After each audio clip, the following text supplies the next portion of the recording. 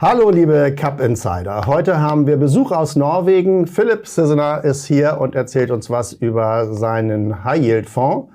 Und weil Philippe aus Norwegen kommt, sprechen wir jetzt Englisch. Hi Philippe. Hello. Welcome to Hamburg. Thank you very much. So you're running a high-yield fund for the Nordic market. Can you just talk a little bit about your company and what you're doing in your high-yield fund? Sure. Our company was founded in 2009. And to begin with, we had some lock-up funds, small 3-year tenors. But in 2012, we started a long-short equity fund that is now have 10-year anniversary in April. And all this was started by my father and a few colleagues back in 2009. And it has now developed more. A few years ago, we sat down and discussed what to do with Sissener. And I had experience from both sell and buy side, from the fixed income side.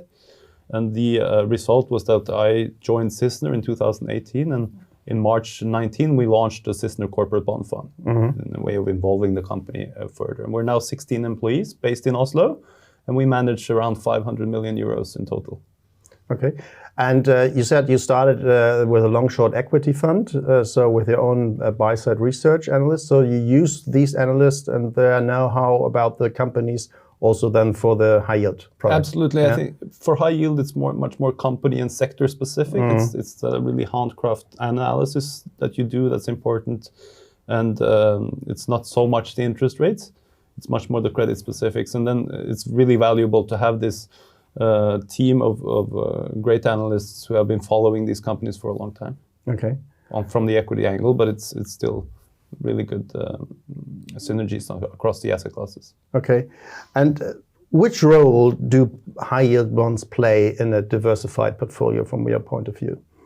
Well, I think if you're looking at the historical 60-40 portfolio, that's kind of a dead portfolio, I would say, in today's market where the 40% is bonds yielding 1%. There's really limited of how that's going to go in the rising interest rate environment. So equities are highly priced. So I think high yield bonds from a direct return perspective, giving 5, 6, 7% is at least enough to beat inflation. It's hard to find any asset classes that give you a direct payment beating inflation at the moment. Okay. So as we are now in a rising interest rate environment, I mean, there is also a risk for bonds. So how does the duration look like in your portfolio? Of course, that's a good point. And in the Nordic high yield market in general, it's all about floating rate notes.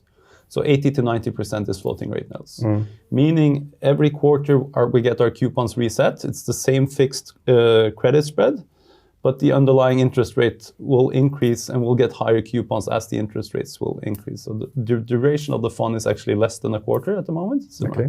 And that will vary plus minus 0.2, 0.3, but it's very well positioned for rising interest rates. Okay. So you are more or less a beneficiary of rising interest rates. Absolutely. Okay. And one of the few asset classes in the world, I would say, who benefits from higher interest rates. Okay. So in this high yield bond market, there are only a few players. So what do you differently to your competitors? What is your edge from your point of view? There are quite a few of our strategies that sort of gives us an edge, in our opinion. I think one of them is the one we mentioned. We work closely with the equity team and the equity analysts. And also, that's being said, we prefer publicly listed issuers. All these private companies require a lot more attention, requires a lot more analysis. But when you look at the public issuers, one of our equity analysts have been following the company or the sector at least for many, many years already. So it's a lot easier for us to make a quick decision whether to include it or exclude it from our portfolio. Okay. So the historic return was in which area, and what do you expect for the coming year? We have delivered close to 8% annually since we started almost 3 years ago. It was close to 8% annualized, or 7.8% I think annualized in 2019. We only started in March. It was 8% exactly in 2020 through COVID. And in 2021 we ended at 7.8% again. So very consistent, stable returns is what we've managed to deliver so far. Going forward, it will probably be somewhat lower, and I'm basing that just on the current spreads and the current interest rates. But we guide in the area of 4 to 7% without giving any promise at all, of course. Past returns won't guarantee the future returns, but it tends to rhyme That's our opinion. Okay.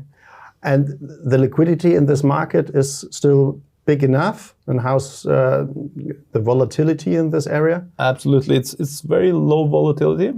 And one of the benefits from this market is that you don't have ETFs or index funds destroying the market ambiance, I would say, because what you tend to see in many other markets is that these ETFs or index funds are more liquid than the underlying market. So when they get high inflows or outflows, they tend to move the markets too much. Okay. Whereas the Nordic markets, these are non-existent. It's only real buyers, real sellers, and thus it will be lower volatility.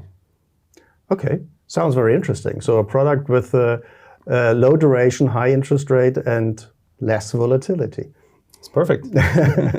Okay, Philipp, thank you very much for coming here. Thank you. Und liebe Cap Insider, bleiben Sie informiert.